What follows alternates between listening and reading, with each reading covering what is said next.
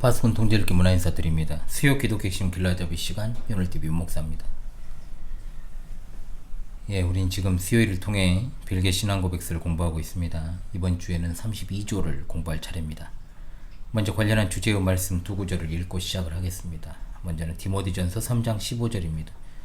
만일 내가 지체하면 너로 하여금 하나님의 집에서 어떻게 행하여야 할지를 알게 하려 함이니 이 집은 살아계신 하나님의 교회요 진리의 기둥과 터니라. 아멘. 고린도전서 14장 33절입니다. 하나님은 무질서의 하나님이 아니시오 오직 화평의 하나님이시니라. 모든 성도가 교회 삶과 같이 모든 것을 품위 있게 하고 질서 있게 하라. 아멘. 벨기에 신앙고백서 32조는 교회 질서와 권징에 관한 내용이 되겠습니다. 제가 내용을 읽도록 하겠습니다. 우리는 교회를 치리하는 자들이 몸된 교회를 유지하기 위하여 어떤 질서를 세우는 것이 유익하고 좋다 할지라도 그들은 우리의 유일한 주인이신 그리스도께서 명령하신 것에서 벗어나지 않는지를 항상 살펴야 함을 믿습니다. 그러므로 우리는 하나님께 드리는 예배에 도입되어 어떤 방식으로든 양심으로 갚하고 강요하는 인간적인 모든 고함물들이나 규범들을 배격합니다. 우리는 조화와 일치를 보존하고 증진시키며 하나님께 순종하도록 모든 것을 지키게 하는 적법한 것만을 받아들입니다. 이 목적을 위하여 권징과 출교가 하나님의 말씀에 따라 시행되어야만 합니다. 자, 여러분, 어떤 모임이나 단체에서도 반드시 질서라는 것이고 규약이 필요합니다. 한 사람이 아니라 여러 사람이 모인 회니까요. 회. 만약에 질서가 없다 그러면 혼란에 빠질 수밖에 없고 또 심지어 무너지기도 합니다. 교회도 마찬가지입니다. 교회는 여러 지체로 이루어진 하나의 몸이죠. 그러므로 교회에는 반드시 질서가 있어야 됩니다. 그렇다면 교회의 질서가 어떤 원리와 방식으로 이제 이루어지는가? 그것은 바로 가장 기본이 되는 것은 하나님께서 교회를 다스리신다라고 하는 사실입니다. 교회의 머리는 예수 그리스도이심을 모든 지체가 기억해야 된다라고 하는 거죠. 이렇게 할 때 교회는 비록 여러 사람들로 이루어졌지만 분명한 질서와 체계를 갖추게 되는 겁니다. 각 지체가 마음대로 하지 않고 또 하나님의 그 아들 예수 그리스도의 뜻에 따라 행한다라고 하면 교회는 반드시 질서 있게 세워져 갑니다. 물론 원리만 가지고는 부족할 수 있습니다. 인간은 연약합니다. 그리고 교회 안에 있는 성도가 불완전한 존재이기 때문입니다. 그러므로 더 분명하게 어떤 방법이 필요할 수 있습니다. 그래서 교회는 말씀에 근거하여 말씀에 따라 이제 바른 질서를 세워야 되는데 이 일을 하는 사람이 바로 하나님께 세우신 직분자입니다. 하나님께서 교회의 직분자를 선물로 주신 것, 교회의 질서를 따라 다스리게 하기 위함이다. 그러니까 직분자들은 하나님의 교회를 바르게 세워나가도록 특별하게 부름받은 자들이다라는 말입니다. 그래서 이들을 가리켜서 치리자라고 부릅니다. 그러므로 이들은 하나님의 교회를 질서 있게 다스려야 되는 거죠. 자기 마음대로 하는 게 아니라 그리스도께서 그분의 말씀을 통해 주신 명령을 따라서 그렇게 해야 됩니다. 그 말씀의 범위 안에서 해야 된다는 거죠. 그렇게 함으로 궁극적으로 주님의 교회를 그리스도의 몸에 합당하게 세워나가는 것이 참으로 중요합니다. 32조는 직분자들이 교회 질서를 위해 어떻게 해야 하는지를 이제 다루는 부분이다라고 할 수 있죠. 앞서 읽었던 이제 디모데전서 3장 15절의 내용. 이 디모데전서 3장 15절의 앞부분은 감독과 집사, 즉 직분자의 자격에 대한 내용입니다. 그리고 나서 14절로 15절 여기서 말하기를 내가 속히 내게 가기를 바라나 이것을 내게 쓰는 것은 만일 내가 지체하면 너로 하여금 하나님의 집에서 어떻게 행하여야 할지를 알게 하려 함이니 이 집은 살아계신 하나님의 교회요 진리의 기둥과 터니라. 그러니까 본문에 따르자면 바울 사도는 디모데가 목회하고 있는 에베소에 가기를 원했습니다. 그리고 그곳에서 교회 여러 정황들에 대해서 듣고 또 교훈하고 싶은 것들이 있었어요. 하지만 상황이 좀 여의치가 않았습니다. 그래서 먼저 이 편지를 보냈으니 이 편지를 보낸 중요한 목적, 디모데로 하여금 하나님의 집에서 어떻게 행해야 할지를 알게 하기 위함이다. 에베소 교회를 목회하는 디모데와 또 그 사역을 통해 세워지는 감독과 집사들, 즉 직분자들이 하나님의 집에서 어떻게 해야 되는지를 가르쳐주기 위한 본문이다라는 말입니다. 편지.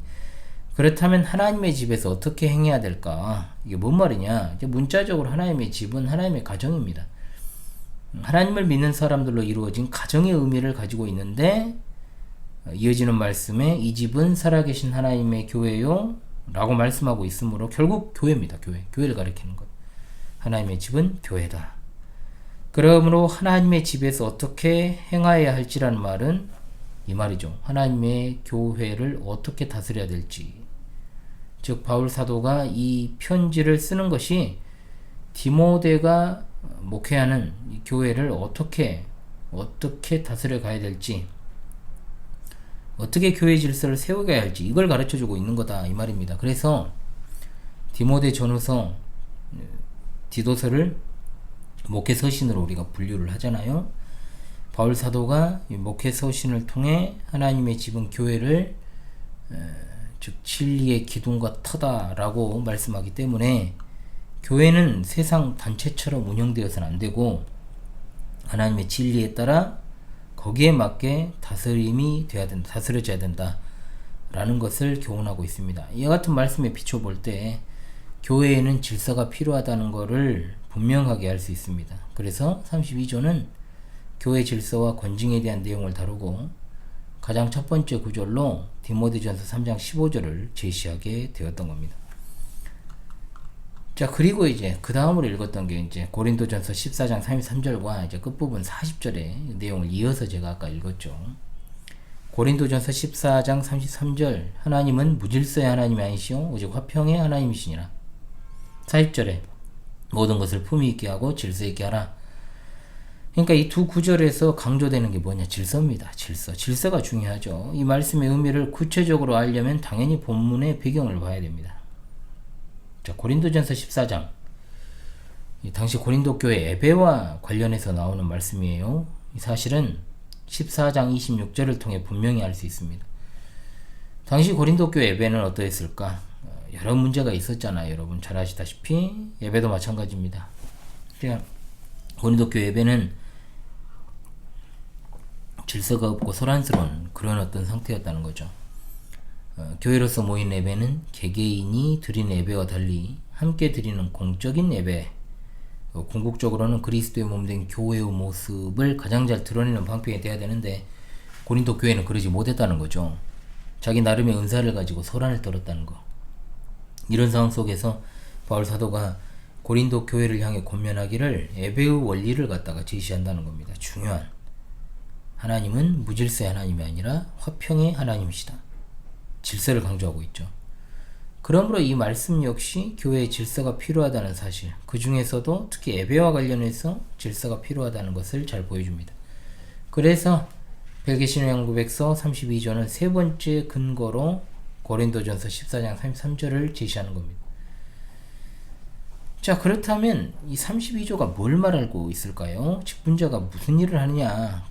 먼저 가장 큰 첫 번째 문장은 우리는 교회를 치리하는 자들이 몸된 교회를 유지하기 위하여 어떤 질서를 세우는 것이 유익하고 좋다 할지라도 라고 고백을 합니다. 이 말은 교회를 치리하는 자들, 즉 직분자들이 교회를 다스리기 위해서 어느 정도의 제도를 사용하는 것은 유익하다. 여기서 이제 기억할 게 뭐냐? 직분자는 그 직분에 적합한 일을 하라고 세움받은 자들이다라는 겁니다. 다시 말하면 직분이 없는 사람들도 다 하는 예배드리고 예배하고 기도하고 찬송하는 일을 하라고 직분이 주어지는 거예요. 그런 일은 모든 회중이 하는 일이기 때문에 어떤 사람을 구별하여 직분자로 세워 할 필요가 없습니다. 그러므로 직분자라고 하는 것은 어떤 직임을 수행하기 위한 직분으로 부름받은 사람이다. 그래서 직분이 있다면 그 직분에 해당하는 직임이 있고 그 직임을 수행하기 위한 직분자가 있는 겁니다. 하나님의 집이요 진리의 기둥과 터인 교회를 세워나가도록 하시기 위해 교회 머리 되신 예수님께서 모든 성도들에게 성령을 주셔서 각각 자기의 받은 것을 통해 자기를 드려 교회를 세우도록 하셨지만 그들이 하셨으니 곧 그들이 직분자다 이 말입니다. 이렇게 세워진 직분자들은 교회가 그리스도의 몸으로서 계속해서 온전하게 지어져 가기 위해 질서와 조화를 유지하기 위한 다스림의 사역을 수행해야 됩니다. 이 다스림을 위해서 교회 질서를 확립하고 또 합당하고 적절한 제도를 사용하는 것이 필요하다. 그렇다고 해서 너무나 좀 획일적이고 또 행정적인 어떤 제도가 되어서는 안 됩니다. 왜냐하면 교회는 유기적인 모임이니까요. 분명한 건 질서의 하나님의 집인 교회를 위해 질서를 유지하는 일에 자기의 섬김을 다해야 된다라고 하는 겁니다. 자, 그러면 이제 교회 회의, 교회법에 대해서 좀 생각해 보죠. 자, 교회 역사에 있어서 교회 질서를 위한 중요한 회의들이 있어 왔잖아요. 우리가 뭐 살펴보는 것처럼 중요한 몇 가지를 살피게 되면 일단은 초대 교회에서 니케아 공회에서 교회 신앙고에 관한 결정을 했고, 또 360년에 열린 라오디게아 공회에서 예배와 관련된 결정을 했고, 그 외에 여러 가지 회의를 통해 교회의 질서가 세워지어 왔습니다. 종교 개혁 시대의 가장 이 일에 대표적으로 관여한 사람이 존 칼빈이죠. 그는 앞서 우리가 살핀 고린도전서 14장 4절의 근거, 교회법의 필요성을 주장했습니다. 칼빈의 이런 생각으로 인해서 1536년 기욤 파렐의 요청을 받고 윌리엄 파렐 제네바 교회에 부임한 후에 가장 먼저 했던 일이 두 가지인데, 하나가 제네바 신앙고백서를 작성한 것, 두 번째 제네바 교회 조직과 예배에 관한 조항 작성. 교회의 질서가 필요하다는 것을 분명하게 이해를 하고 있었기 때문에 그래 한 겁니다. 그리고 이제 1538년 4월에 이제 추방을 당하죠, 제네바에서. 그리고 1541년 9월 13일 다시금 돌아오게 됩니다. 그가 돌아와 가장 먼저 한 일이 뭐냐? 교회법을 작성해서 채택하려고 한 것. 1541년에는 제네바 교회법을, 1542년에는 제네바 예배 모범을 작성해서 교회에서 사용하도록 했습니다.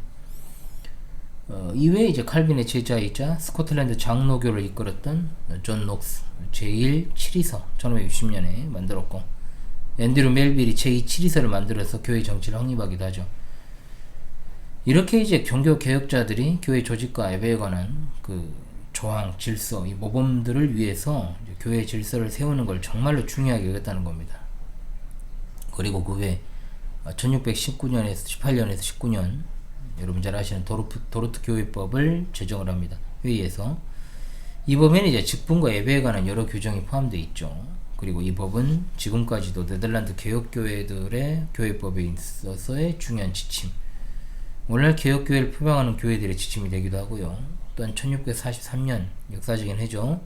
7월 1일부터 1649년 2월 22일까지 그 유명한 웨스트민스터 회의, 웨스트민스터 신앙고백서와 대소요리문답뿐만 아니라 예배 모범과 정치 모범을 이때 만들었죠.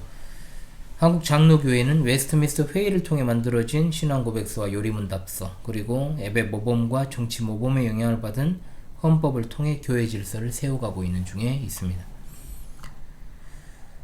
자, 그렇다면 직분자들은 공교회적으로 이제 질서를 세우고, 또 각 교회 직분자로 이루어진 당회나 재직회를 통해 나름대로 이제 질서 규율을 만들어 갑니다. 그러나 여기서 분명하게 해둬야 될 것이 뭐냐? 그래서 이 모든 것들의 모법은 성경이다. 당연하죠. 교회 모든 질서는 반드시 성경을 기초로 해서 세워야 된다라고 하는 겁니다. 사람의 지혜나 방법이 개입되는 걸 최소화하고 하나님의 뜻과 방법이 나타나도록, 충분하게 드러나도록 최선을 다해야 됩니다. 이 사실이 중요한 건 과거 교회 역사를 보면 성경의 가르침을 벗어나서 사람의 지혜와 사람의 권위에 따라서 교회가 다스려지던 때도 있었으니까.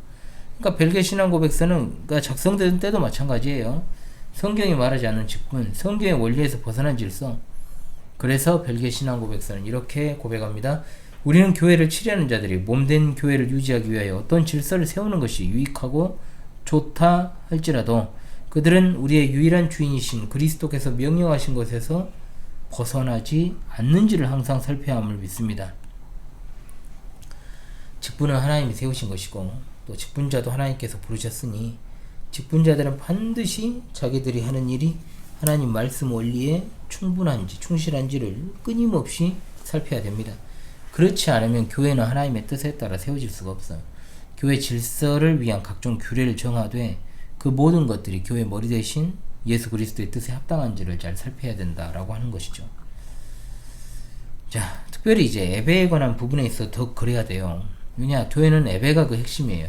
예배 정말 중요하잖아요. 예배를 위해서 여러 규칙을 이제 만들 수 있습니다. 우리가 잘 아는 웨스트민스터 표준 문서 경우에도 신앙 고백서와 요리문답 그리고 예배 모범이 있어요.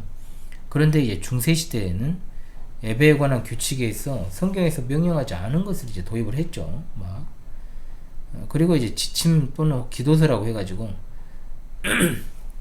아예 이제 그런 방식으로 안 하면 안 되는 것으로 이제 강압하는 일도 있었고요. 그래 이런 것들은 분명히 잘못된 겁니다. 그래서 이렇게 고백을 하는 거예요. 그러므로 우리는 하나님께 드린 예배에 도입되어 어떤 방식으로든 양심을 억압하고 강요하는 인간적인 모든 고함물들이나 규범들을 배격합니다. 우리는 조화와 일치를 보존하고 증진시키며 하나님께 순종하도록 모든 것을 지키게 하는 적법한 것만을 받아들입니다. 그러니까 이 진술은 성도의 양심을 억압할 정도로 예배에 관해 획일적으로 절대 강요하면 안 된다. 이 사실을 말함과 동시에 교회가 예배에 관해서 하나님께서 허락하신 방법에 근거하여 적절하게 그것을 갖다가 제한하고 조절할 필요성을 말하는 거예요. 즉 예배는 무조건적으로다가 하나님께서 원하시는 방식으로 해야 된다는 거. 그래서 이 이제 고백의 근거 구절이 이제 마태복음 15장 9절입니다. 사람의 계명으로 교훈을 삼아 가르치니 나를 헛되이 경배하는도다 하였느니라. 그러니까 예배는 사람이 원하는 대로가 아니고 하나님께서 원하시는 방식대로 하나님께서 가르쳐 주시는 방식대로 해야 됩니다. 이걸 가르쳐서 개혁신학에서는 예배에 있어서의 규정적 원리다 이렇게 부릅니다. 이 부분에 대해서 벨기에 신앙고백서 제7조에 이미 다 다뤘죠. 제7조 이제 두 번째, 세 번째 문장에서 하나님께서 우리에게 요구하신 예배의 전체 방식이 성경 안에 충분히 기록되어 있습니다. 그러므로 우리가 지금 성경에서 가르침을 받는 것 외에 다른 것을 가르치는 것은 심지어 사도로 할지라도 그 누구도 불법입니다. 자, 이런 원리에 근거해서 직분자들은 예배를 위한 분명한 질서를 세워야 되고, 그래서 교회가 하는 공적 예배에 또 하나님께서 제정하신 것 외에 공예배에 다른 것이 어떤 것도 들어오지 못하게 한다는 것. 그러나 안타깝게도 오늘날 우리 시대 교회는 직분자들이 오히려 예배의 순수성을 훼손을 시켜요. 직분자들이. 하지만 우리가 성경과 벨기에 신앙고백서 그리고 그 외에 우리 믿음의 선배들이 전수해준 예배에 있어서의 규정적 원리를 끝까지 잘 지켜나갈 수 있기를 바랍니다. 이제 교회 질서에 관해서 이제 직분자들 할 수 있는 일이 있죠. 뭡니까? 이제 권징이죠. 가장 이제 큰 게 이제 출교죠. 그러니까 직분자가 세워진 목적은 뭐냐? 교회 질서를 위한 거예요. 그러니까 회중에게 적절한 권징을 하는 거죠. 권면과 징계 없이 질서가 안 세워집니다. 그러니까 집안의 가장을 한번 떠올려 보자는 거죠. 부모가 자녀를 권면하고 징계하지 않고 자정 질서가 세워지느냐? 자녀가 부모님의 말씀을 거역할 때 권면하고 그 정도가 심하면 징계해야 되잖아요. 마찬가지로 직분자들은 교회가 하나님 질서에 따라 세워질 수 있도록 성도들을 권면해야 되고, 때로 그 정도가 심하면 당연히 징계해야 됩니다. 성도들의 믿음과 행실에 있어 하나님의 교훈에 일치하지 않는다. 아니 봐도. 그런데 내버려둔다? 이거는 교회 질서가 세워질 수가 없는 거예요. 그게. 성도들이 하나님께 예배하는 일을 게을리 하는데도 내버려두면 교회 질서는 세워질 수가 없다. 그러므로 직분자는 반드시 권징을 해야 된다는 겁니다. 징계의 범위는 최대 이제 출교인 거죠. 출교. 한마디로 직분자가 세례를 통해 교회 회원을 받아들이는 일에 관여하기 때문에 출교를 통해 그 회원을 내보내는 일도 할 수 있다는 걸 생각할 수 있어요. 그리스도의 거룩한 몸에 합당하지 않은 가라지가 분명하게 드러났을 경우 그 가라지를 끊어내는 일을 직분자가 해야 한다. 이 사실을 우리가 당연하게 생각할 수가 있습니다. 물론 이것은 저와 일치가 이루어져야 되겠죠. 그래서 32조는 이 목적을 위해 권징과 출교가 하나님 말씀에 따라 시행되어야 됩니다 라고 했습니다. 그러니까 교회 안에 모든 일의 궁극적인 목적은 교회의 조화와 일치다. 다른 말로는 이제 그리스도의 몸을 세우는 것이다. 이를 위해서 항상 신중하게 결정을 해야 됩니다. 그렇지 않으면 그리스도의 교회가 사람의 권위에 의해서 짓밟힐 수 있다는 것을 우리가 결코 잊지 말아야 될 것입니다. 자, 이제 마무리합니다. 하나님의 교회가 하나님의 뜻에 따라 지어져 가야 되잖아요. 그래서 이 집은 살아계신 하나님의 교회요 진리의 기둥과 터라 그랬어요. 자, 그러므로 교회에는 반드시 질서가 있어야 됩니다. 벨기에 신앙고백서가 이 사실을 너무나도 강조하잖아요. 그래서 29조에서 참 교회를 구별하는 세 가지 표지 중 하나로 죄를 교정하고 징벌하는 교회 권징을 실행하는 것을 말했던 거예요. 그리고 32조에 와서 다시 구체적으로 교회 질서가 있어야 되고 권징이 있어야 된다. 이런 고백에 따라서 개혁교회와 장로교회는 많은 신앙 고백과 교회법과 개혁 장로교회라고 불리는 예배 모범과 정치 모범을 만들어 왔어요. 이미 우리에게는 그것들이 좋은 재료로 주어져 있다는 거죠. 그럼 우리가 할 일은 뭐냐? 그것들이 온 교회 안에서 잘 가르쳐져서 모든 교인들이 그 법을 잘 지키고 하나님의 교회를 든든히 세워나가도록 하는 것입니다. 예, 여러분 32조를 공부했습니다. 1월 말까지는 이제 공부를 해야 별개 신앙 고백서를 끝마치고 내년 2월부터 개편된 사항으로 이제 공부할 수 있을 줄로 합니다. 거의 막바지입니다. 37조로 이루어진 별개 신앙 고백서 거의 막바지입니다. 지금까지 수요 기독교 핵심 길라잡이 시간에 현알TV 윤목사였습니다. 다음 주는 이제 올해 마지막 날이네요, 여러분. 다음 수요일이 31일. 그리고 오늘은 8일 남았습니다. 2026년이 이제 8일 앞으로 다가왔습니다. 그날 여러분들 다시 찾아뵐 수 있도록 하겠습니다. 감사합니다.